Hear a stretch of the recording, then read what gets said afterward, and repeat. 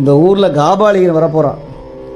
அதனால தான் இந்த ஊரில் மாட வீதியில் வீடே கிடையாது. செங்காட்டங்குடி சுற்றிலும் வீடுகள் இருந்தது, ஆனால் இன்னமும் யாரும் குடியே இருக்கிறது இல்லை. ஏன்னா இந்த சுவாமி வந்துட்டார்னு எல்லாரும் பயந்து ஓடினாங்களாம்.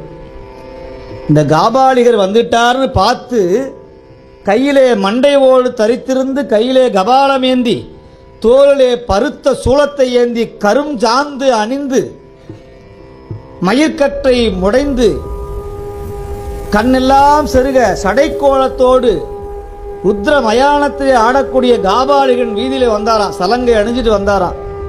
இந்த காட்சி இன்னைக்கும் தெரியும். சுவாமி வரும்போது எல்லாரும் பயப்படுவாங்க. அவ்வளோ நிசப்தமாக வருவார் சுவாமி. அந்த அந்த சூழ்நிலையை பார்த்தா தான் உணர முடியும். அந்த ருத்ர பசுபதியார் அப்படியே அந்த பல்லக்கில் வரும்போது அந்த வேகத்தோடு வருவார், அந்த கோபத்தோடு வருவார் சுவாமி. இதை பார்த்து அங்கே இருக்கிற குடியிருந்த எல்லா மக்களும் அஞ்சு ஒன்றாங்களா. அதனால் இன்னமும் இந்த ஊரில் மாட வீதியில் வீடே கிடையாது. செங்காட்டங்குடி கோவில் சுற்றி வீடே இருக்காது. வீடுகள் இருக்கும், யாரும் குடியிருக்க மாட்டாங்க. ஆனால் பயப்படாமல் இருந்த ஒரே பெருமகனார் சிறு தொண்ட தேவநாயனார் மட்டும்தான்.